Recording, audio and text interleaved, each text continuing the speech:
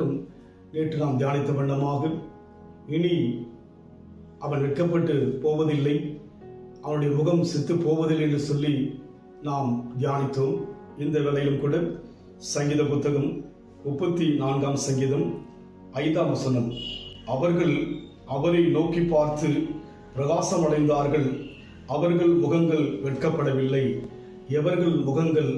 அன்றைக்கு ஆண்டவரை நோக்கி பார்த்த அநேகருடைய முகங்கள் வெட்கப்படவில்லை என்று சொல்லி பார்க்கிறோம். வெட்கப்பட நாம் யாரும் விரும்ப மாட்டோம். நம் வாழ்க்கையிலே சமுதாயத்திலே உயர்ந்திருக்க வேண்டும், அந்தஸ்தாக இருக்க வேண்டும், மேன்மையாக இருக்க வேண்டும் என்றுதான் எண்ணுவோம் தவிர யாரும் வெட்கப்பட நம் மனதிலே யோசிக்க மாட்டோம். காரணம், நாம் எல்லோர் மத்தியிலும் மேன்மையாக இருக்க விரும்புவோம். அந்த வெட்கப்படாதபடிக்கு வாழ வேண்டும் என்று சொன்னால் வேதத்திலே அநேக காரியங்கள் விளக்கப்பட்டிருக்கிறது. இந்த வேளையில் கூட நாம் பார்க்கிறோம், அவரை நோக்கி பார்த்த முகம் என்று சொல்லி பார்க்கிறோம். நம் வாழ்க்கையிலே அநேக நேரங்கள் மனிதனுடைய முகத்தையே பார்த்து கொண்டிருக்கிறோம். அவர்கள் மூலமாக நன்மைகளும் அவர்கள் மூலமாக நம் தேவைகள் சந்திக்கப்படும் என்று சொல்லி பார்க்கிறோம். ஆனால் அவர்கள் மூலமாக ஒரு சில நேரங்கள் வெட்கத்தை அனுபவிக்கின்ற சூழ்நிலைகள் கடந்து வரும்.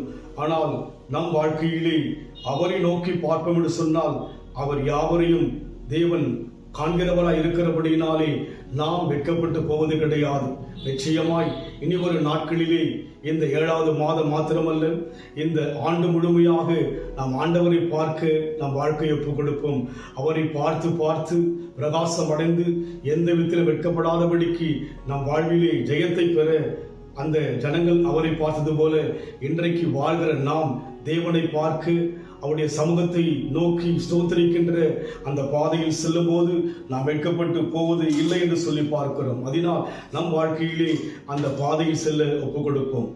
நீரே என் செல்வம், ஒப்பற்ற என் செல்வம், நீரே என் செல்வம், ஒப்பற்ற என் செல்வம்,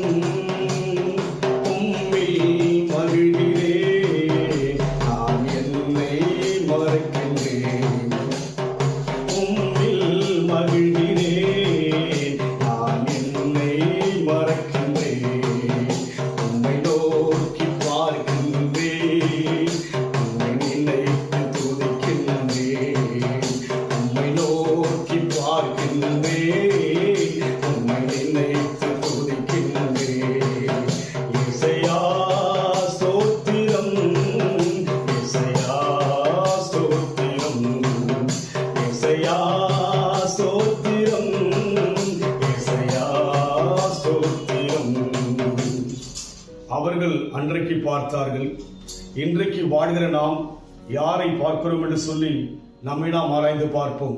இனி வரும் நாட்களிலே, இனி வரும் காலங்களிலே ஆண்டவரை பார்க்கின்ற அந்த பாதையில் செல்ல நம்மை ஒப்புக் கொடுப்போம்.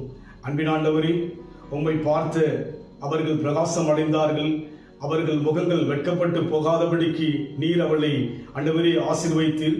அதுபோல இனி வரும் காலங்களிலே நாங்கள் அநேக நேரங்கள் மனிதர்களை பார்த்தோம். இனி அப்படி இல்லாதபடிக்கு உம்மை பார்க்க எங்களை ஒப்புக் கொடுக்கிறோம்.